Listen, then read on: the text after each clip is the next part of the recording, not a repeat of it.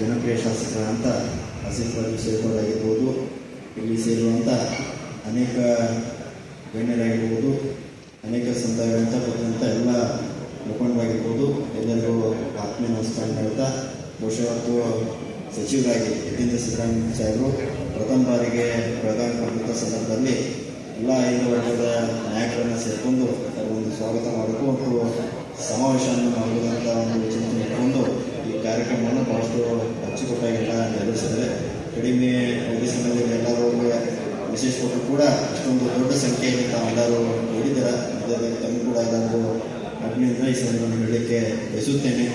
ಬಹುಶಃ 25 ವರ್ಷಗಳ ಹಿಂದೆ ಸಿದ್ದರಾಮಯ್ಯ ಸಾಹೇಬರ ನೇತೃತ್ವದಲ್ಲಿ ತಂದೆ ಸತೀಶ್ ಜಾರಕಿಹೊಳಿ ಆಗಿರ್ಬೋದು, ಎಚ್.ಸಿ. ಮಾದೇವಪ್ಪ ಅವರಾಗಿರ್ಬೋದು, ಇಂಥ ಅನೇಕ ಹಿಂದುಳಿದ ನಾಯಕರ ನೇತೃತ್ವದಲ್ಲಿ ಒಂದು ಬೃಹತ್ ಮಟ್ಟದ ಸಮಾವೇಶ ಹುಬ್ಬಳ್ಳಿಯಿಂದ ಪ್ರಾರಂಭ ಆಗಿತ್ತು.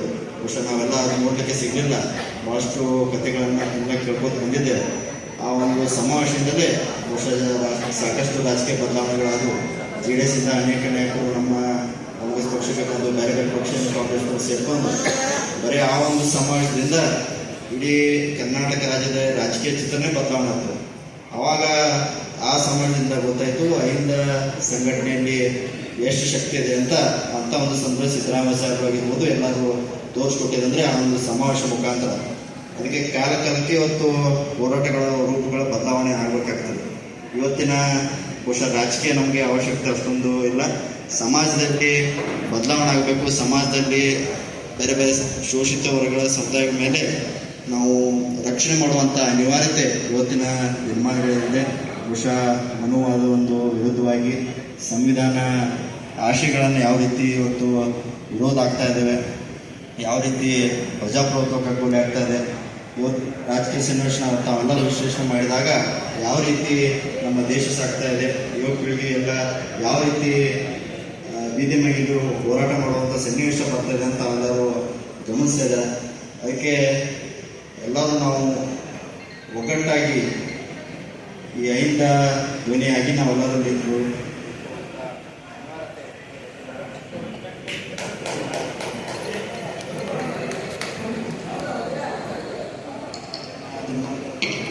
ಅವಶ್ಯಕತೆ ಇದೆ.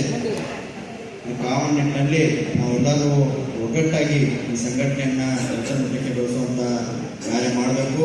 ಬಹುಶಃ ಸಿದ್ದರಾಮಯ್ಯ ಸಾಹೇಬರು ಬಹುಶಃ ಮುಖ್ಯಮಂತ್ರಿ ಸ್ಥಾನದಲ್ಲಿ ಅತಿ ಹೆಚ್ಚು ಸಮಯದಲ್ಲಿ ಅವರು ಇಟ್ಕೊಂಡು ಇವತ್ತು ರಾಜ್ಯದಲ್ಲಿ ಅಷ್ಟೇ ಅಲ್ಲ ರಾಷ್ಟ್ರದಲ್ಲೇ ಒಂದು ದಾಖಲೆ ಮಾಡಿದ್ದಾರೆ. ಬಹುಶಃ ಅದನ್ನು ನಾವೆಲ್ಲ ಯಾರು ಮೀರಿಸ್ಬೇಕಂದ್ರೆ ಇನ್ನು ಭಾಳ ಸಮಯ ಬೇಕಾಗುತ್ತೆ. ಅದಕ್ಕೆ ಅವರಿಗೆ ನಮ್ಮ ಸಂದರ್ಭದಲ್ಲಿ ಅನೇಕ ಶೋಷಿತ ಸಮುದಾಯಗಳಾಗಿರ್ಬೋದು ಎಲ್ಲ ವರ್ಗದ ಜನರಿಗೆ ನ್ಯಾಯ ಕೊಡಿಸುವಂಥ ಕೆಲಸ ಅವರು ಒಂದು ಸಂದರ್ಭದಲ್ಲಿ ಮಾಡಿದ್ದಾರೆ. ಅನೇಕ ಯೋಜನೆಗಳು ತಂದರು, ಅನೇಕ ಅನುದಾನಗಳನ್ನ ಬೇರೆ ಬೇರೆ ಸಮುದಾಯಗಳಿಗೆ ಕೊಡುವಂಥ ಪ್ರಯತ್ನ ಮಾಡಿದರು. ಅದೇ ಒಂದು ಹಾದಿಯಲ್ಲಿ ಇವತ್ತು ನಾವೆಲ್ಲರೂ ಹೋಗಬೇಕಾಗಿದೆ. ಕಾಲಕ್ಕೆ ನಾಯಕರ ಬದಲಾವಣೆ ಆಗಿದೆ. ಅದರ ತತ್ವಗಳು ಸಿದ್ಧಾಂತಗಳು ಅದೇ ಉಳಿದಿದ್ದಾವೆ. ಮೊದಲು ಬುದ್ಧ ಅವರು ನಮಗೆ ಮಾರ್ಗದರ್ಶನ ಕೊಟ್ಟರು, ಅದಾದಮೇಲೆ ಬಸವಣ್ಣವರು ಬಂದರು, ಅಂಬೇಡ್ಕರ್ ಅವರು ಸಂವಿಧಾನ ಮುಖಾಂತರ ನಮಗೆ ಹಾದಿಯನ್ನು ತೋರಿಸಿದರು, ಅದಾದಮೇಲೆ ಸಾವಿತ್ರಿಬಾಯಿ ಫುಲೆ ಹಿರಿಯರಂಥ ಅನೇಕ ನಾಯಕರು ತಮ್ಮದೇ ಆದಂಥ ರೀತಿಯಲ್ಲಿ ಈ ಸಮಾಜಕ್ಕೆ ಕೊಡುಗೆಯನ್ನು ಕೊಟ್ಟಿದ್ದಾರೆ. ಅದಕ್ಕೆ ಮುಂದಿನ ಬರುವಂಥ ದಿನಮಾನಗಳಲ್ಲಿ ಯಾವ ರೀತಿ 25 ವರ್ಷಗಳ ಹಿಂದೆ ಸಿದ್ದರಾಮಯ್ಯ ಸಾಹೇಬರ ನೇತೃತ್ವದಲ್ಲಿ ಒಂದು ಹೊಸ ಚಳವಳಿ ಪ್ರಾರಂಭ ಆಯಿತು. ಇವತ್ತಿನಿಂದ ಈ ಸಮಾವೇಶದಿಂದ ಯತೀಂದ್ರ ಸಾಹೇಬರ ನೇತೃತ್ವದಲ್ಲಿ ಒಂದು ಹೊಸ ಬಯಸುತ್ತೇನೆ. ಅದಕ್ಕೆ ಅವರೆಲ್ಲರ ಪರವಾಗಿ ನಾವು ನಡೆಯುವಂತಹ ಕಾರ್ಯ ಮಾಡೋಣ. ಇವತ್ತು ಯಾವುದೇ ಒಂದು ಹೋರಾಟ ಬೇಕಂದ್ರೆ ಅವರಿಂದ ಒಂದು ದೊಡ್ಡ ಪಡೆನೇ ಬೇಕಾಗ್ತದೆ. ಯಾವುದೇ ಒಬ್ಬರು ಕೂಡ ಯಾರೇ ಒಬ್ಬರ ನಾಯಕರಿಂದ ಯಾವುದೂ ಕೆಲಸ ಮಾಡಲಿಕ್ಕೆ ಸಾಧ್ಯವಾಗುವುದಿಲ್ಲ. ಅದಕ್ಕೆ ಒಬ್ಬ ಒಳ್ಳೆ ನಾಯಕ ಅಂದರೆ ಬರೀ ಅನ್ವಯಗಳನ್ನು ಸೃಷ್ಟಿ ಮಾಡೋದು ಅಷ್ಟೇ ಅಲ್ಲ, ನಾಯಕರನ್ನು ಸೃಷ್ಟಿ ಮಾಡೋ ಕೆಲಸ ಒಬ್ಬ ಒಳ್ಳೆ ನಾಯಕರ ಗುಣ. ಇವತ್ತು ಸಿದ್ದರಾಮಯ್ಯ ಸಾಹೇಬರು ಬಹುಶಃ ಚುನಾವಣೆ ರಾಜಕೀಯದಲ್ಲಿ ಆಗಿರ್ಬೋದು, ಆಕ್ಟಿವ್ ಪಾಲಿಟಿಕ್ಸಲ್ಲಿ ಬಹುಶಃ ಅವರು ಹಿಂಸದಿರ್ಬೋದು. ಆದರೂ ಕೂಡ ಇವತ್ತು ಸಿದ್ದರಾಮಯ್ಯ ಸಾಹೇಬ್ರ ಬಗ್ಗೆ ಭಾಳಷ್ಟು ಜನ ಗೌರವ ಆಗ್ತಿದೆ ಅಂದ್ರೆ ಅವ್ರು ಮಾಡಿದಂಥ ಕೆಲಸ, ಅವರು ತಯಾರು ಮಾಡಿದಂಥ ನಾಯಕರಿಂದ ಇವತ್ತು ಅಷ್ಟೊಂದು ಅವರಿಗೆ ಗೌರವವನ್ನು ಕೊಡುವಂಥ ಕೆಲಸ ಮಾಡ್ತಾರೆ. ಇವತ್ತು ನಾವು ಕೂಡ ನಾಯಕರಾಗಬೇಕು. ನಮ್ಮ ಮೇಲೆ ವಿಶ್ವಾಸವಿಟ್ಟಂಥ ಜನರಿಗೆ ರಕ್ಷಣೆ ಕೊಡುವಂಥ ಆಗಿರ್ಬೋದು, ಅವರ ಧ್ವನಿಯಾಗಿ ನಾವು ನಿಲ್ಲುವಂಥ ಕೆಲಸ ನಾವೆಲ್ಲರೂ ಈ ಸಂದರ್ಭದಲ್ಲಿ ಮಾಡಬೇಕಾಗಿದೆ. ಅದಕ್ಕೆ ಅದನ್ನೆಲ್ಲ ಹತ್ತಿಕೊಂಡು ಇವತ್ತು ವಿಶೇಷವಾಗಿ ತಂದ ಸತೀಶ್ ಜಾರಕಿಹೊಳಿ ತಾಲೂಕು ಮಟ್ಟದಲ್ಲಾಗಿರ್ಬೋದು ಎಲ್ಲ ಜಿಲ್ಲೆಗಳಲ್ಲಿ ಖುದ್ದಾಗಿ ಸಂಘಟನೆ ಮಾಡಿ ಈ ಎಲ್ಲ ಸಮುದಾಯಗಳ ಶಕ್ತಿ ತುಂಬುವಂಥ ಕೆಲಸ ಮಾಡ್ತಿದ್ದಾರೆ.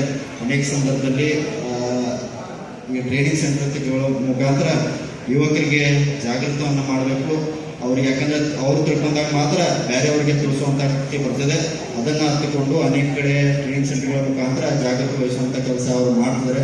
ಅದಕ್ಕೆ ಅವರ ಸಂಘಟನೆಯಿಂದ ತಾವೆಲ್ಲರೂ ಸಕ್ರಿಯವಾಗಿ ಪಾಲ್ಗೊಳ್ಳಿ ಅವರ ಸಿದ್ಧಾಂತಗಳನ್ನು, ಅವರ ವಿಚಾರಗಳನ್ನು ತಿಳ್ಕೊಳ್ಳುವಂಥ ಪ್ರಯತ್ನ ಮಾಡಿ ಮುಂದಿನ ದಿನಗಳಲ್ಲಿ ಎಲ್ಲರೂ ನಾವು ಒಗ್ಗಟ್ಟಾಗಿ ನಾವು ನೀವು ಅನ್ನೋದೇ, ನಾವು ನೀವು ಅನ್ನೋದ ನಮ್ಮ ಭಿನ್ನಾಭಿಪ್ರಾಯ, ನಮ್ಮ ಒಂದನ್ನು ಮತ್ತು ನಾವೆಲ್ಲರೂ ಒಂದಾಗಬೇಕು. ಅಂದಾಗ ಮಾತ್ರ ಯಾವುದೇ ಒಂದು ಈ ಹೋರಾಟ ಯಶಸ್ವಿ ಆಗಲಿಕ್ಕೆ ಸಾಧ್ಯ ಆಗ್ತದೆ. ಇದೀಗ ಚಿಂಗಲ್ ಸಾಹೇಬ್ ಹೇಳಿದರು, ಮೊಹರಂ ಆಗಿರ್ಬೋದು, ಇಂಥ ಅನೇಕ ಹಬ್ಬಗಳು ಬರೀ ಆ ಸಮುದಾಯದವರು ಅಷ್ಟೇ ಸೀಮಿತವಾಗಿದೆ.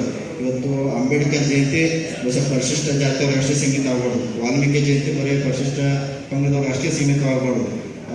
ಕನಕದಾಸ ಜಯಂತಿ ಆಗಿರ್ಬೋದು, ಸಂಗೊಳ್ಳ ಜಯಂತಿ ಬರೀ ಹಾಲ್ಮತ ಸಮಾಜದವ್ರು ಅಷ್ಟೇ ಸೀಮಿತವಾಗ್ಬೋದು. ಅಂಬೇಡ್ಕರ್ ಅವರು ಎಲ್ಲ ಸಮುದಾಯದವರಿಗೆ ಎಲ್ಲರಿಗೂ ಕೂಡ ಅವರು ಹೋರಾಟ ಮಾಡಿದ್ದಾರೆ. ಅದಕ್ಕೆ ಆ ನಿಟ್ಟಿನಲ್ಲಿ ನಾವೆಲ್ಲರೂ ಈಗ ಜಯಂತಿ ಆಗಿರ್ಬೋದು, ಎಲ್ಲರ ಒಂದು ಹೋರಾಟವನ್ನು ಒಟ್ಟಾಗಿ ನಾವೆಲ್ಲರೂ ಮಾಡಿದಾಗ ಮಾತ್ರ ನಾವು ಈ ಹೋರಾಟದಲ್ಲಿ ಯಶಸ್ವಿ ಆಗಲಿಕ್ಕೆ ಸಾಧ್ಯ ಆಗಿದೆ. ಅದಕ್ಕೆ ಬಹುಶಃ ರಾಜಕೀಯ ಹೋರಾಟ ಅಷ್ಟೇ ಅಲ್ಲ, ಒಂದು ಸಮಾಜದ ಪರವಾಗಿ ಒಂದು ಹೋರಾಟನ ಈಗೆಲ್ಲ ಪರಿವರ್ತನೆ ಆಗಿದೆ. ಅದಕ್ಕೆ ಆ ನಿಟ್ಟಿನಲ್ಲಿ ತಾವೆಲ್ಲರೂ ಒಗ್ಗಟ್ಟಾಗಿ ಸೇರಿಕೊಂಡು ಪ್ರತಿನಿಧಿ ಸಾಹೇಬರ ನೇತೃತ್ವದಲ್ಲಿ ಮುಂದಿನ ದಿನಗಳಲ್ಲಿ ಚಳುವಳಿನ ಇದೇ ರೀತಿ ಸಕ್ರಿಯವಾಗಿ ನಾವೆಲ್ಲರೂ ಆಕ್ಟಿವ್ ಆಗಿಡೋಣ ಅಂತ ಈ ಸಂದರ್ಭದಲ್ಲಿ ಹೇಳುತ್ತಾ, ತಮಗೂ ಕೂಡ ಬಹಳಷ್ಟು ಈ ಕಾರ್ಯಕ್ರಮ ಯಶಸ್ವಿ ಮಾಡೋಕ್ಕೆ ತಮಗೂ ಕೂಡ ಧನ್ಯವಾದನ ಹೇಳ್ತಾ, ಮುಂದೆ ಪ್ರತಿನಿಧಿ ಸಾಹೇಬರು ಕೂಡ ಅವರು ಕೂಡ ಮಾತಾಡ್ತಾರೆ. ಅದಕ್ಕೆ ಮತ್ತೊಮ್ಮೆ ಎಲ್ಲರಿಗೂ ಒಂದು ಸುತ್ತ ನಮ್ಮ ಎರಡು ಮಾತನ್ನು ಮುಗಿಸುತ್ತೇನೆ. ಧನ್ಯವಾದ.